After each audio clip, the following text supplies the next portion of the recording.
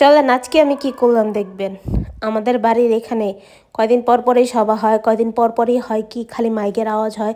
আমি ভিডিওগুলির মধ্যে ভয়েস দিতে পারি না এই মাইকের আওয়াজের কারণে। সো সকালে নাস্তার জন্য আমরা যা খাই তা ছোটোখাটো একটা বাজার নিয়ে আসছে, আমি দেখে খুশি হয়ে গেছি। Okay fine. দেন আমি সালাদটা বানিয়ে নিছি, সালাদটা খেতে খুবই ইয়াম্মি। আপনারা ট্রাই করে দেখবেন। নতুন যেই কি বলে খিরাই টাইপের যে শশাগিনি বের হয় ওগুলি দিয়ে সালাদটা বানাইছি। যেহেতু সে খায় রেগুলার, তার থেকে একটু নিয়ে আমিও খেয়ে নিলাম। আমাকে বলে তুমি খাবার দাবার তাড়াতাড়ি শেষ করো। ও মাই গুডনেস, আমি এত খুশি হয়ে গেছি তার এত সুন্দর কথা শুনে। পরে আমার খাবার দাবার শেষ হওয়ার পরে সে আমাকে বলে চলো বাহিরে যাই, দেখে আসি। বাহিরে কি দেখতে যাব, গিয়ে দেখি যে আমার জন্য কাজের অ্যারেঞ্জমেন্ট করে রাখছে। সে তার জন্য প্রোটিনের মাংস আনছে এবং আমার জন্য সে আলাদা যে মুরগির পা, চামড়া, কলিজা, গিলা, ফ্যাপসা যা থাকে এ টু জেড সব নিয়ে আসছে। এখন বলে যে এগুলি বাছো, সুন্দর করে বাইসা পোটলা করো।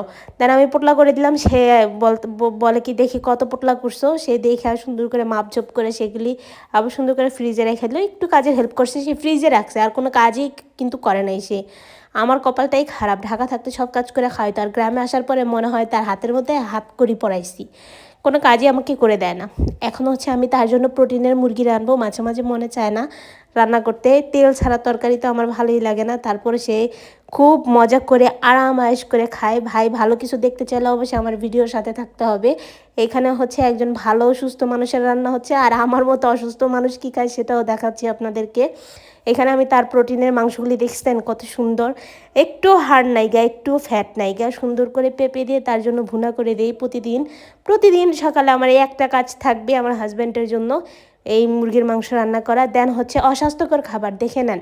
এই ধরনের অস্বাস্থ্য খাবার ভাই আমি খাই, আপনারা খায়েন না। আপনারা যদি পারেন আমার হাজব্যান্ডের মতো স্বাস্থ্যকর খাবার খাওয়ার চেষ্টা করবেন।